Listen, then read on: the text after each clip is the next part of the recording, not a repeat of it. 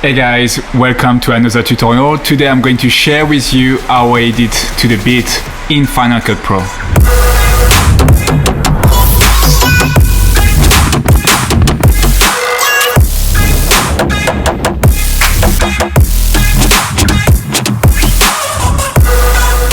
I used not to pay much attention to this, and there is actually quite a lot of things to focus on before even thinking about editing to the music. And also I know the title is how to edit to the beat, but keep in mind this is not a rule. Your edit doesn't have to be on the beat. It really depends on what you're trying to achieve. Editing with the music more accurately is actually something that helped me quite a lot in my edits, and hopefully will help you as well make that edit 5% better. But before we even get started, I want to recommend you to use a headset connected with a cable to your computer. If you're using a Bluetooth headset, you may experience some issue and have some delays in between the video and the music. A few years ago, I used to only edit with a Bluetooth headset, and when I would share and export those projects and listen to them, everything would be off sync and I wouldn't know why at the beginning. So now we should be ready to start, so let's jump into Final Cut Pro. Alright guys, so here we are in Final Cut Pro. One thing to note is that for the purpose of that tutorial, I'll have to play back the sound from the speakers from my MacBook Pro. For editing, I'm always using my headset with the cable, and I want to recommend you to do the same because it will provide more accuracy into your editing. Here I already started a new library and I already created a new project, and let's drag some clips onto the timeline. So I'm going to bring those 5 clips here onto the timeline, and let's drag some music here.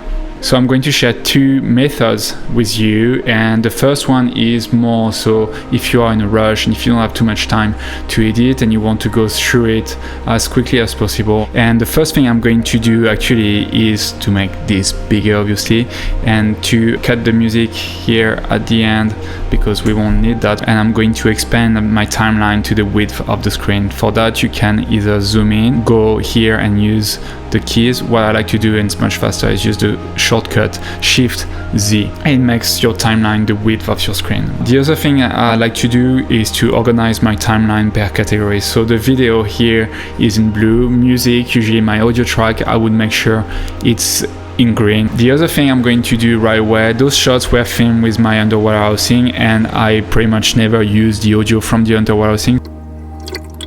So we are going to get rid of this just by selecting the clips, going here in the audio section, just bring everything to 0. I'm not deleting the audio because we never know, I could need them a bit later on. Here we go. So the first method is if you're in a rush, you don't have too much time, you want to go through your edit as fast as possible. And for this, we are going to use markers. But for this one, we are going to play the video with the music. We're going to use the M key to mark every bit of the music. The first thing you want to do before even starting playing back is selecting your music track and playing your playhead at the very beginning. And now press play.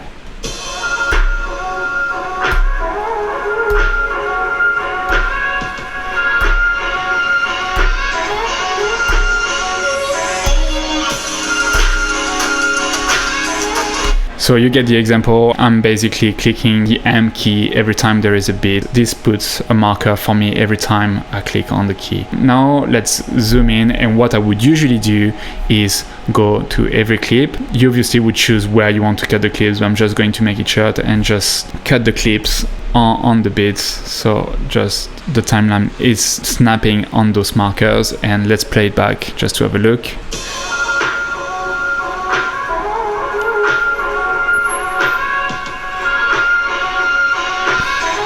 So here you have it. This is the quickest way you have to edit to the beat. But now, if I jump back into Final Cut and show you, this technique is not the most accurate. Let's zoom in. For that, I'm using Command and the plus key, and you can visually see actually on the track here at the bottom the actual beats of the music. And if you look closely here, I'm off beat. And I'm off beat here.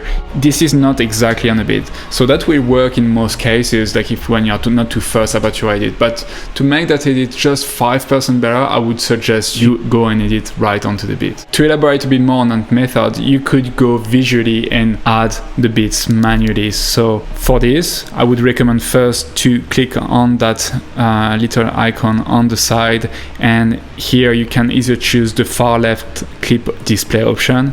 I like to use that one, and I would extend the clip in height, which is expanding the height of my clip. And here I can see I'm totally off beat. See the marker, and even my clip is not on my marker. Something to pay attention to as well, when you press the M key while you play the music, you're actually pressing the M key not on the frame, on an actual footage frame. By that I mean, if you look at this one here, I'm going to zoom in. If I go one frame back and one frame in front, I'm never hitting the marker.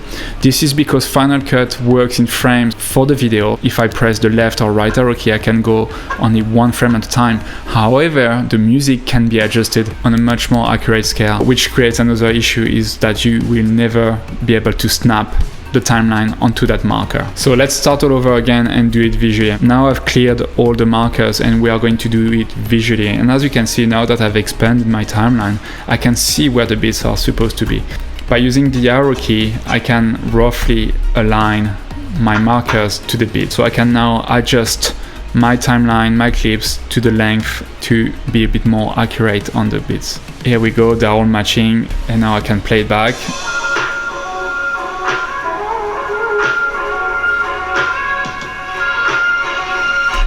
One other thing to note is that some music don't allow to visually identify where the beats are. So for this, I'm just going to select another portion of the music a bit later. If we look a bit further in the music, you can see here, it's much harder to see what's going on and where the beats are. And you can't really go frame by frame and say the beat is here or is here. It's much later in the music and it's a bit more intense. So let's have a listen to it. So I can hear what's going on and I can hear the beat, but I can't see them. So if I use the M key and press every time, I'm going to encounter the same issue than the first time, where I'm not going to be that accurate and I'm not even going to be aligned with every frame. So for this, I have another technique, and this is where the magic happens. I'm going to add an effect on the audio track. Let's go into the effect. I like to use the search bar because it's much faster. And what I'm going to add to the clip is a low pass filter. So make sure first you have all your effects selected. AU low pass. And you drag this one onto your clip. Nothing happens, normal. No effect has been applied yet. And here in your inspector, when you open the low pass effect, you want to change the cutoff frequency. And for every music it depends, like not every music is going to be the same. However, if you drag the cursor to the left, at some point you might be able to start seeing a pattern. And here this is exactly what's happening. So right now my cutoff frequency is at 130 Hertz, and I can now see where those beats are. So now it's much more easier to zoom into the timeline and see your clip and press the M key where the beats are. So by using a low pass filter, you're actually cutting all the high frequencies. That's how it works. So you're left only with the low frequencies, and usually the beats, the drums are located into the low frequencies. So this is how I can now adjust my clip, and let's play it back. But first, before playing it back, I have to remove the effect. I just keep it in case I need to edit a bit more, and just deactivate the effect. See, now you can't see anymore where the beats were on the track, and you just need to play it back.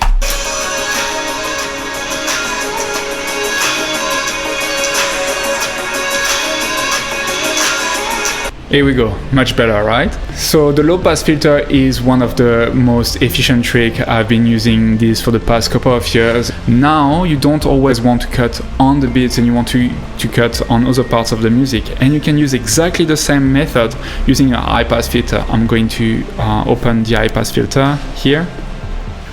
And here, I've just applied it, cutting everything that's below 6,900 Hertz, so it's leaving only the high frequencies going through. And if I play it back, you can have a listen. And that's opening many more opportunities to sync your video to the audio. And as you can see here, my peaks are totally different than my low pass. So it doesn't mean you have to be on the beat. You can be on another instrument that is in your music. I would say that's probably the cymbal. Cymbal? I don't know what you call it. Cymbal. Yeah, cymbals. Cymbals. Whatever. And you can also play a bit with the volume to clip the high frequencies here and like to see them a bit better.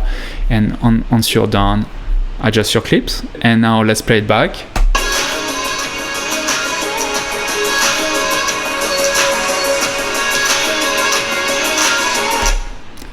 Here we go. So it works even better using the high pass filter for this one. So I think we are done here, guys. Be aware that it doesn't always work this way. You don't always want to cut to the beat. A lot of the times, actually, I'm relying on the lyrics of the music, especially for weddings, for example, where the beat is not that obvious and I don't want to be that rhythmic with my edit. I'm going to use the lead singer as a reference in the song to do my cuts.